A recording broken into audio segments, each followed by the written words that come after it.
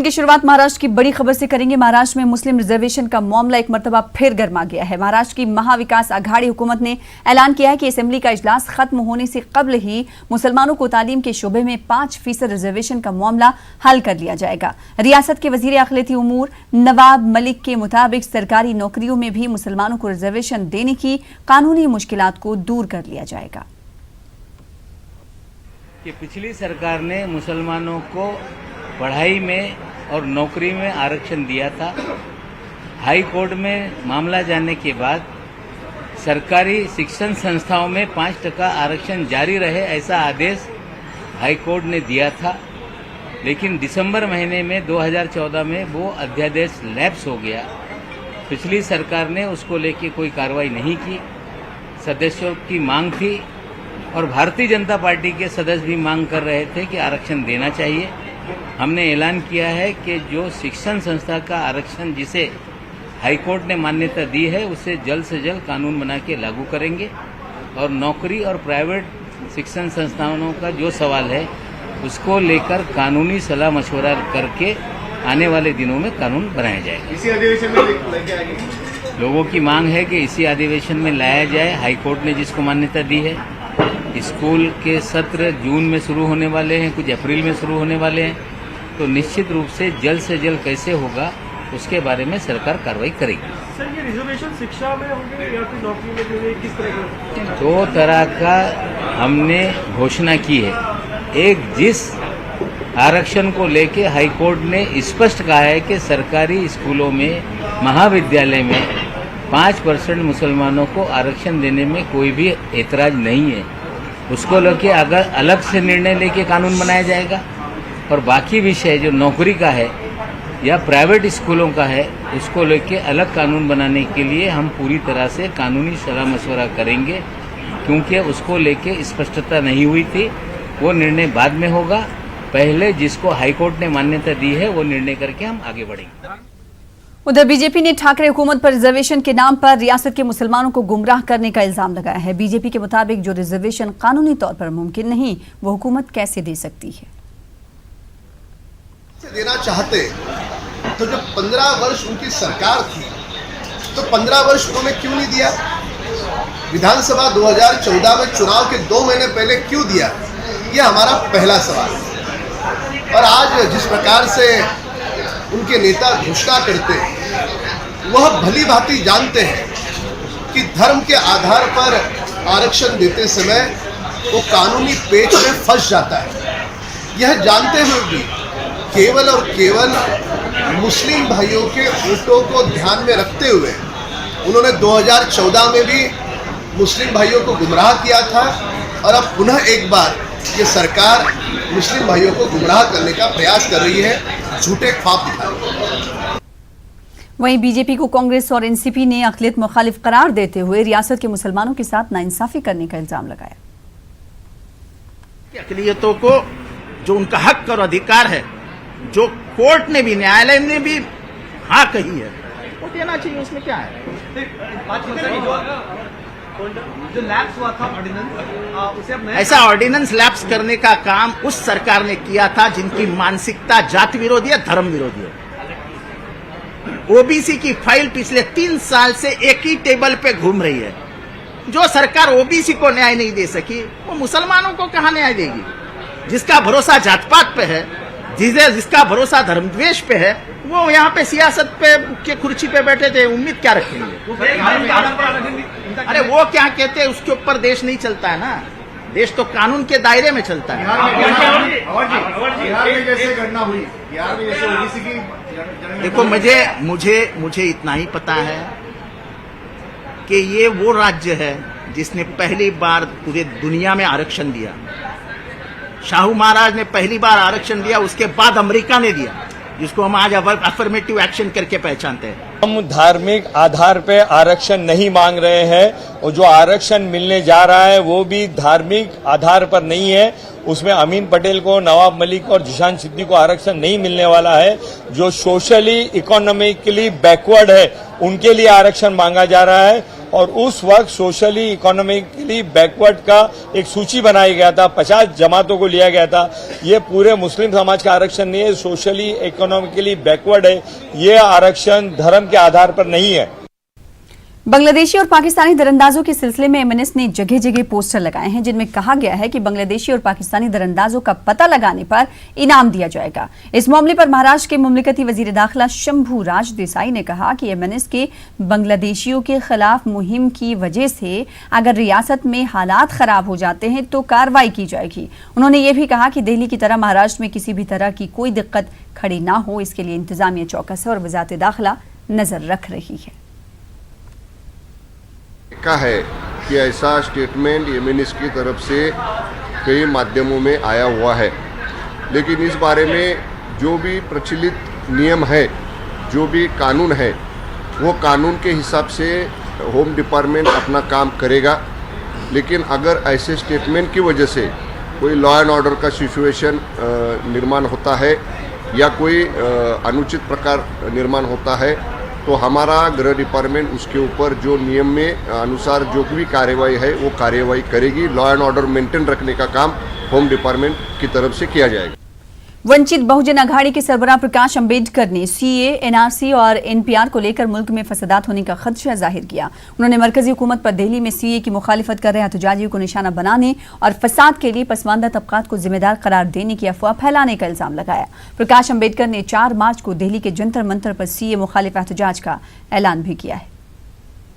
NPR और CAA को लेके देश में दंगा होगा, ये कई बार मैं कह चुका हूं।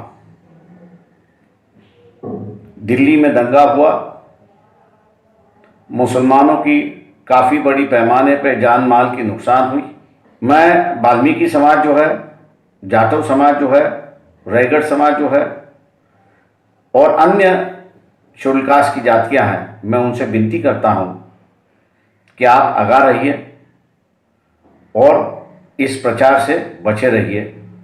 एनआरसी आपके खिलाफ भी है, एनपीआर आपके खिलाफ भी है और हम लोग इसके खिलाफ रहता है, ये दिखाने के लिए आप 4 मार्च जंतर मंतर पर उपस्थित रहिए। ये मेरा आपसे नम्र विनती है। आगे बढ़ेंगे। सऊदी अरब हुकूमत ने उम्रा ज़ायरीन और विजिटर्स पर कोरोना वायरस के चलते आर्जी पाबंदी लगाई है। हिंदुस्तानी ज़ायरीन की परवाज़ों को रोक दिया गया। इस खबर के आम होते ही सफ़र हज पर रवाना होने वाले आज़मीन हज में एक किस्म की तशवीश की लहर दौड़ गई है। कई लोग दूसरी किस्त की अदायगी पर भी शशुपंज का शिकार नजर आ रहे हैं। मरकजी हज कमेटी के सदर दफ्तर हज हाउस के इंफॉर्मेशन सेंटर में कई आज़मीन हज फ़ोन करके कोरोना वायरस और हज के मुतालिक दरियाफ्त कर रहे हैं, जबकि मरकजी हज कमेटी ने इस पूरे मामले पर कड़ी नजर रखने की बात कही है। हमारे नुमाइंदे मोयुद्दीन ने हज इंफॉर्मेशन सेंटर में आज़मीन की शिकायत का जायजा लिया। सऊदी गवर्नमेंट ने हिंदुस्तानी उमरा ज़ायरीन पर जो है वो आर्जी पाबंदी लगा दी है। इसी के चलते हुए जो है वो हज पर जाने वाले आज़मीन हज के दिल में भी जो है वो शक शुबा पैदा हो रहे हैं कि आया उनका हज हो पाएगा कि नहीं पाएगा। बहुत से आज़मीन हज के नाम जो है वो कुरानदाजी में आ चुके हैं और हम मौजूद हैं यहाँ पर हज इंफॉर्मेशन सेल में। ये सेल जो है वो हाजियों को मालूमात देता है, ये किस्म का कॉल सेंटर है और हम इनसे जानने की कोशिश करेंगे कि एक बात ये बताइए कि किस किस्म के सवालात का आपको सामना करना पड़ रहा है और किस किस्म की बातें आपके सामने आ रही है। एक्चुअली सर अभी सुबह से तो मोस्टली जिस तरह कोरोना वायरस को लेके कॉल्स आ रहे हैं और हाजी पूछ रहे हैं कि हमें आगे दिक्कत तो नहीं होगी हज को जाने के लिए, जबकि वहां पर लिखा गया है कि जैसे हज का ऐसा उसमें कुछ भी इन्वॉल्व नहीं है और जो भी है कॉल वो उम्रा को रिलेटेड से और जो करंट फ्लाइट है उसी के बारे में सारी चीजें जो है बताई जा रही है। देख सकते हैं कि मतलब जो ये हज कमेटी ने एक रूम बनाया है, इसे जो है वो कॉल सेंटर भी कह सकते हैं आप, जहां से जो है वो हिंदुस्तान भर के आज़मीन हज को मालूमात दी जाती है। हमारे साथ सीईओ साहब खुद यहाँ पर मौजूद है, मकसूद अहमद खान।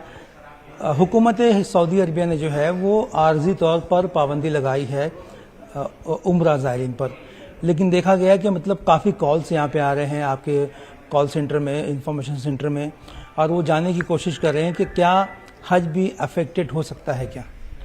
हाँ, जाहिर बात है हाजी थोड़ा इसमें परेशान है कि उनको ये तशवीश है कि भाई हज पे इसका कोई असर होगा क्या, ये जो पाबंदी लगी है ये कंटिन्यू रहेगी क्या।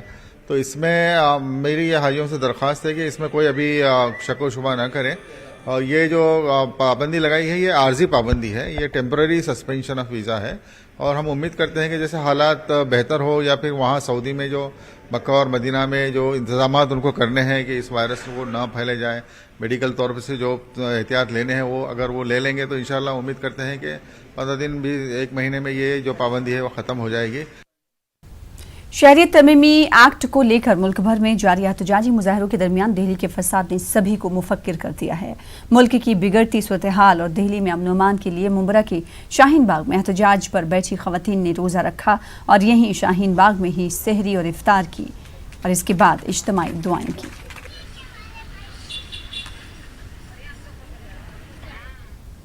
शुमाल मशरक़ी दिल्ली में पेश आए फसाद के बाद महाराष्ट्र पुलिस भी मुस्तैद हो चुकी है। मालेगांव शहर पुलिस ने शहर के तमाम व्हाट्सएप ग्रुपों, फेसबुक ग्रुपों के एडमिन की एक मीटिंग का इनेकाद किया, जिसमें एडमिन को कहा गया कि वो इस बात का ख्याल रखें कि उनके व्हाट्सएप ग्रुप से किसी किस्म का गलत मैसेज वायरल ना हो। अभी जो देश भर में हालात है, खास करके जो दिल्ली की घटना घटी है, उसको लेके हमने ये मीटिंग रखी थी, जिसका मैसेज लोगों तक पहुंचना बहुत ज़्यादा ज़रूरी है। सभी व्हाट्सएप एडमिन को ये संदेश दिया है कि आपके ग्रुप पे अगर कोई गलत मैसेज आ रहा है या कोई उसको सर्कुलेट कर रहा है जिसके ऊपर कोई कानूनी कार्रवाई हो सकती है, तो ऐसे मैसेजेस से आप बचिए। एवत महल विदर्भ के गर्म शहरों में से एक है, जहां दिन ब दिन तपिश में इजाफा होता जा रहा है। ताहम गुज़िश्ता 28 दिनों से एवत महल के शाहीन बाग में शहरी तमीमी कानून और एनआरसी के खिलाफ एहतजाजी धरने पर बैठी खवातीन पर मौसम का कोई असर दिखाई नहीं देता, बल्कि बढ़ती तपिश के साथ ही एहतजाजियों की तादाद में भी इजाफा देखा जा रहा है। वहीं धरने पर बैठी एहतजाजी खवातीन ने इंतबाह दिया है कि जब तक हुकूमत शहरी तमीमी कानून और एनआरसी जैसे मुतनाज़ा कानून रद्द नहीं करती, वो ऐसे ही डटी रहेंगी। पुरअमन एहतजाज करें एनआरसी, सीए और एनपीआर के तहत, जैसे कि अगर जो कहा जाता है कि सीए जो तो नागरिकता देने वाला कानून है, तो वो नागरिकता देने वाला नहीं बल्कि नागरिकता छीनने वाला एक काला कानून है। अब उन्होंने पत्थर जो फेंका हम मुसलमानों पर, ये कुत्ते या बिल्ली पर नहीं, उन्होंने जो पत्थर फेंका ये मधुमक्खी के छत्ते पर फेंका। और मधुमक्खियाँ तो पता ही है आप लोगों को कि पत्थर फेंकने वाले शख्स को छोड़ती नहीं है, तो ये जो उन्होंने पत्थर फेंका ये उल्टा उन्हीं को नोचेंगी। क्या सीए एनपीआर ये जब तक ये वापस नहीं होता, हम अपना ये धरना प्रदर्शन बंद नहीं करेंगे। और दिन पे दिन और हम गवर्नमेंट को ये भी चैलेंज करते हैं कि अगर ये हमारी मांगे पूरी नहीं करते और ये बिल वापस नहीं लेती है, तो ऐसे कई शाहीन बाग पूरे देश में फैल जाए। खिदमते खल्क का जज्बा हो तो बड़े से बड़ा काम भी मामूली लगता है और इस जज्बे से सरशार लोग अपने आप को इंसानों की खिदमत के लिए वक्फ कर देते हैं। ऐसा ही नज़ारा औरंगाबाद के तिब्बी कैंप में देखने को मिला, जहां दिल्ली से पहुंची डॉक्टरों की टीम 3 रोज से माजूरों का माजूरपन दूर करने में मसरूफ है। उनका कहना है कि 200 से ज्यादा माजूर अफराद को मसनवी हाथ और पैर लगाए जाएंगे। औरंगाबाद में हुए इस 3 रोजा कैंप में जिला और अतराफ के सैकड़ों माजूरों की जाँच की गई। डॉक्टरों का कहना है कि हाथ से माजूर अफराद को ऐसे मसनवी इलेक्ट्रिक हाथ जोड़े जाएंगे जो दिमाग के इशारों पर हरकत कर सकते हैं। इस कैंप में पहुंचे माजूरों के ताम क़याम का इंतजाम भी ट्रस्ट की जानिब से किया गया है। यहाँ मैं पैर के लिए आया, मदद के लिए आया, और वो पैर का दिल्ली ट्रस्ट के जो लोग हैं उन्होंने मेरे को मदद की।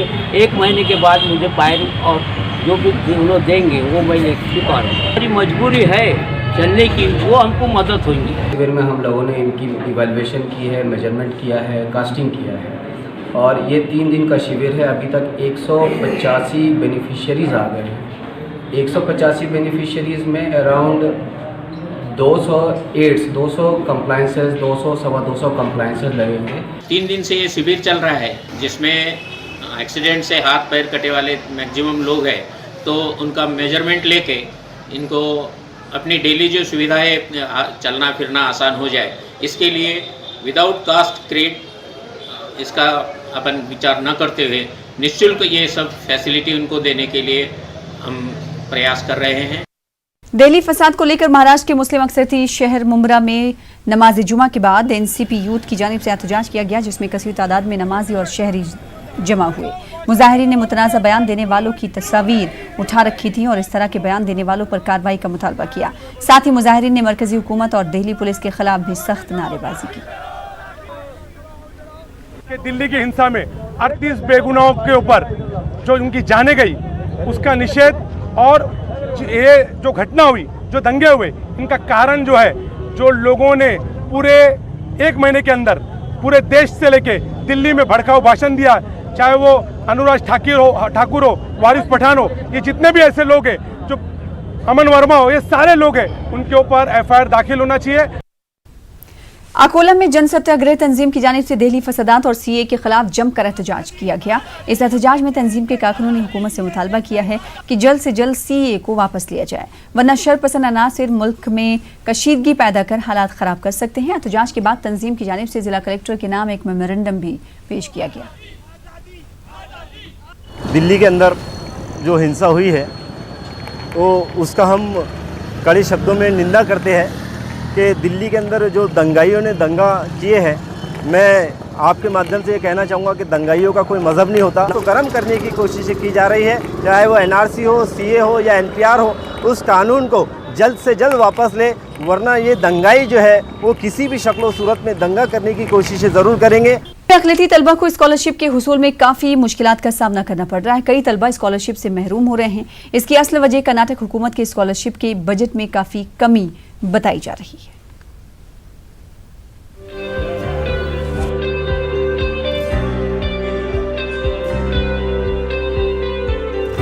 कर्नाटक के अक़लियती तलबा को RU स्कीम के तहत प्री मैट्रिक और पोस्ट मैट्रिक स्कॉलरशिप दी जाती है, लेकिन रवा साल का जायजा लिया जाए जिसमें भारी कमी दर्ज की गई है। B.Ed और D.Ed में ज़ेर तालीम अक़लियती तलबा को हुकूमत की जानिब से 25,000 का कैश इंसेंटिव दिया जाता था, जो कि इस बार मुतासिर हुआ है। इस प्रोग्राम के बजट को 17 करोड़ से कम करके 12 करोड़ किया गया है। नर्सिंग में ज़ेर तालीम तलबा को 35,000 का कैश इंसेंटिव दिया जाता है। इस बार इसके तहत दरखास्तें ही तलब नहीं की गई हैं। स्कॉलरशिप प्रोग्राम का हाल इतना बुरा है कि जहां गुज़िश्ता बरस तकरीबन 11 लाख तलबा ने स्कॉलरशिप हासिल की थी, इस बरस ये तादाद 1 लाख भी क्रॉस नहीं कर पाई। पहले तो हम देखते थे कि कर्नाटका में 13,000 स्कॉलरशिप दिए हैं state government, 13 lakh scholarship state government दी है, लेकिन आज इतने रिड्यूस किए गए हैं, 2 वेबसाइट करके लोगों को कंफ्यूज क्रिएट करके, पेरेंट्स को कंफ्यूज क्रिएट करके उसको ऑनलाइन कर दे के, टोटली गवर्नमेंट का मकसद ये है कि माइनॉरिटीज़ को स्कॉलरशिप ना मिले, ये उनका मकसद है, हमको ऐसा लगता है।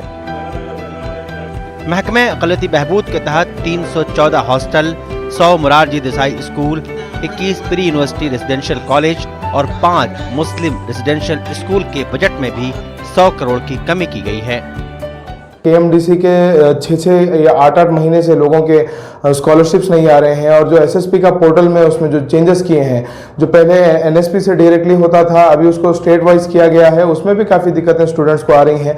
और जो भी दूसरे भी स्कीम्स थे SC/ST के लिए, माइनॉरिटीज़ के लिए, वो स्कॉलरशिप्स की स्कीम स्टूडेंट्स को नहीं मिल रही है। कहीं ना कहीं मैं समझता हूँ कि भाजपा, चाहे वो स्टेट में हो या सेंटर में हो, एजुकेशन नहीं देना चाहती है बच्चों को, ताकि वो एजुकेट ना हो। अगर वो एजुकेशन हासिल करेंगे, अगर वो पढ़े लिखे रहेंगे, तो भाजपा सरकार से सवाल करेंगे। अपनी स्टडीज़ को छोड़कर बाहर आकर प्रोटेस्ट करना, क्या हम अपने स्टडीज़ के ऊपर कंसंट्रेशन करने के वास्ते ज़रूरत है हमको, लेकिन हमको गवर्नमेंट मजबूर कर रही है कि हम रोडों पे आकर प्रोटेस्ट करें। कर्नाटक अक़लियती मालियाती कॉरपोरेशन भी बजट की किल्लत का शिकार हुआ है। कॉरपोरेशन के तहत गुज़िश्ता बरस 9 मुख्तलिफ स्कीमों से तकरीबन 68,000 अफराद ने इस्तिफ़ादा किया था।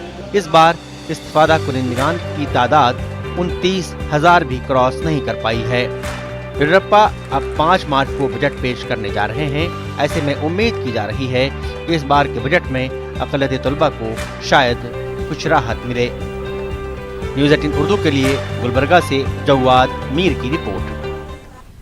बेंगलुरु के टेंडरी रोड में मौजूद सरकारी उर्दू स्कूल को कायम हुए 65 साल गुजर चुके हैं, लेकिन अब तक इस स्कूल को हाई स्कूल का दर्जा नहीं मिला है। स्कूल के टीचरों, बच्चों के वालिदैन और स्कूल डेवलपमेंट कमेटी ने मांग की है कि हुकूमत इस कदीम सरकारी स्कूल में 8वीं से 10वीं जमात तक की तालीम को मंजूरी दे।